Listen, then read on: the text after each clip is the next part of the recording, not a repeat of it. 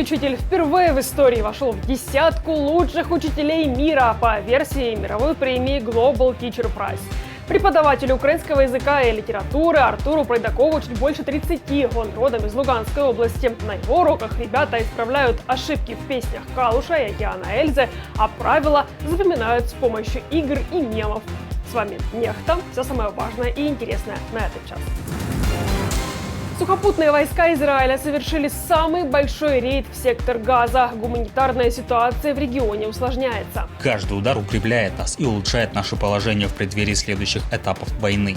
Вооруженные силы широко развернуты вокруг сектора Газа.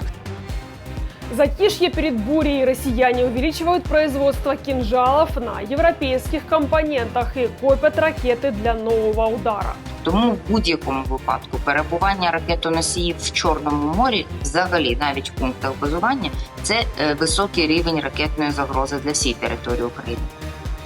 Россия снова бряцает ядерным оружием. Провели репетицию ответного ядерного удара под руководством Путина. Если у вас ответный удар, то массированным он вряд ли будет, потому что все уже уничтожено. Друзья, для начала о наболевшем. Все просят лайки, и я не буду исключением, ведь для команды Нехта очень важна ваша поддержка. Ваша активность говорит YouTube о том, что мы вам интересны, и это очень поможет продвижению наших видео. Итак, вперед к новостям.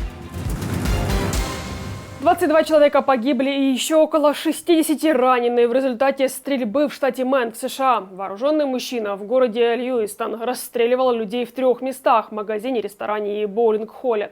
Полиции удалось установить его личность. Это Роберт Кард. Он 20 лет был на военной службе и работал армейским инструктором по огнестрельному оружию. Недавно он находился в психиатрической больнице после того, как начал слышать голоса. Полиция призвала жителей не выходить из домов, магазины и другие публичные заведения в городе закрыты. По городу расставлены также и блокпосты. Стрелка ищут. Кард считается вооруженным и опасным, однако он является лицом, представляющим интерес. И именно так мы будем обозначать его в дальнейшем, пока ситуация не изменится. Если люди увидят его, они не должны приближаться к Карду или вступать с ним в какой-либо контакт. У нас буквально сотни полицейских работают по всему штату Мэн, чтобы расследовать это дело и найти господина Карда. И мы будем продолжать собирать информацию, чтобы привлечь подозреваемого к ответственности.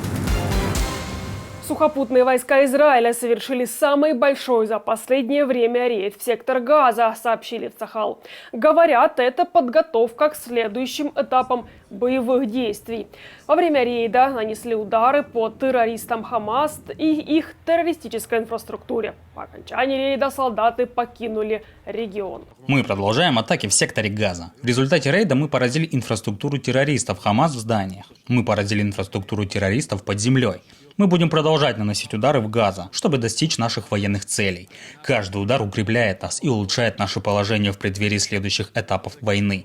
Вооруженные силы широко развернуты вокруг сектора Газа. Мы готовы к обороне и наступлению, а также готовимся к следующему этапу этой войны. Накануне Wall Street Journal со ссылкой на источники писала, что Израиль согласился на просьбу США временно отложить наземную операцию в секторе Газа, чтобы Пентагон успел привести в готовность свои системы противоракетной обороны и защитить военные базы на Ближнем Востоке.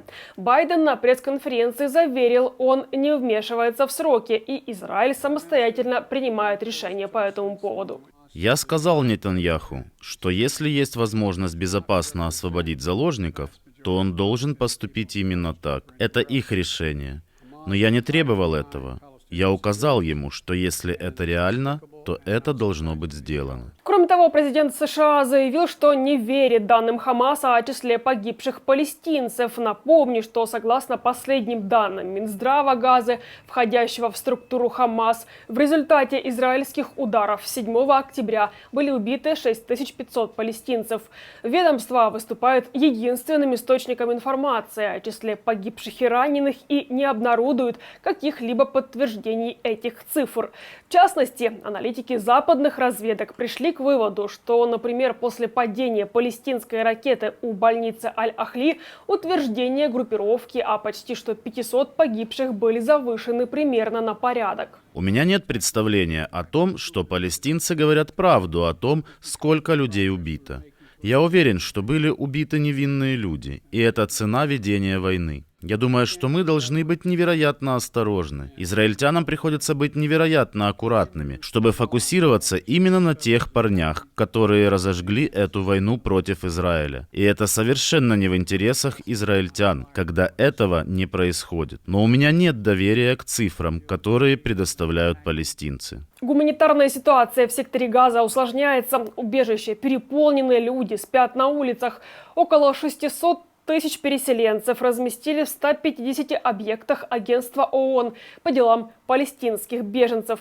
Вместимость укрытий уже превышена как минимум в 4 раза. Как заявил генеральный комиссар агентства Филипп Лазарини, безопасных мест в Газе больше не осталось.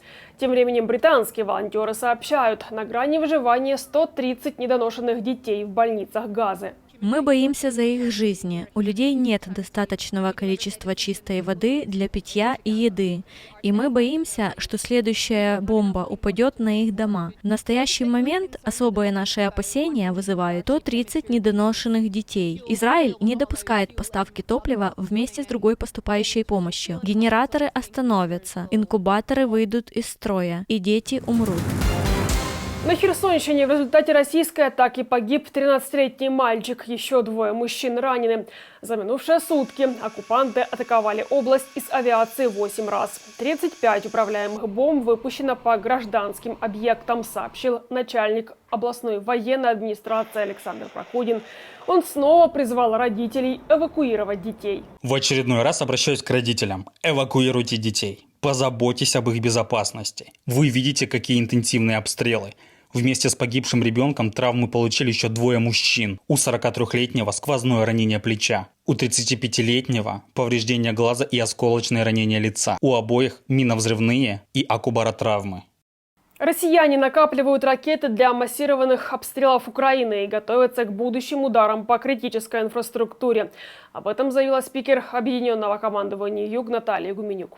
По ее словам, наблюдается длительная пауза в использовании ракет воздушного базирования. І це неспроста. Цілком імовірно, що якраз високоточну зброю, таку як калібри, ворог може застосовувати по об'єктах критичної інфраструктури, так як вони це робили і минулого разу. А крім того, ми спостерігаємо вже довготривалу таку паузу щодо використання, точніше не використання ворогом ракет повітряного базування типу Х-101, якими вони полюбляли гатити минулого блекауту. І це може говорити про підготовчий період, який певним чином ворог використовує для накопичення цього виду озброєння.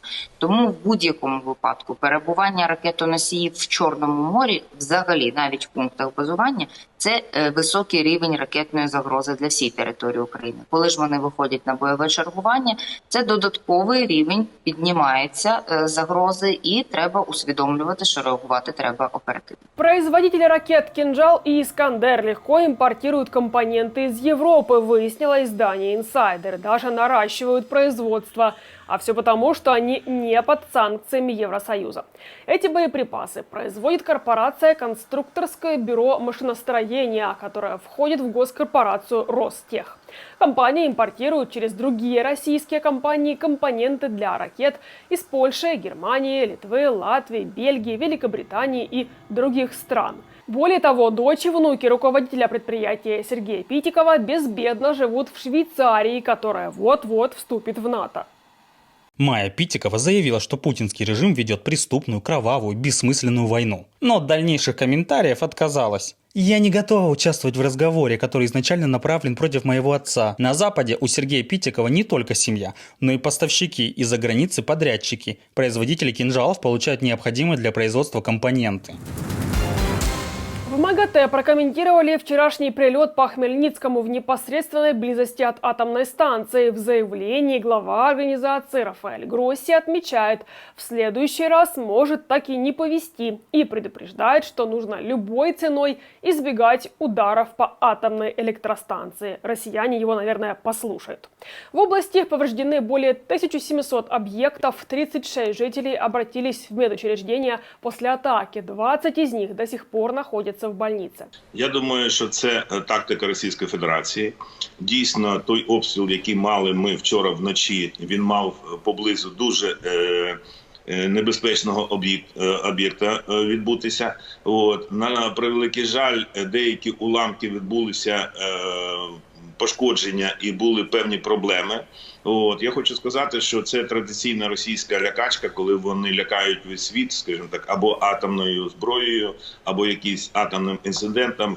Це варвари, до цього треба вже якось звикати, але це ще одне попередження світу, що треба війну закінчити якомога швидше, а для цього треба максимальна допомога.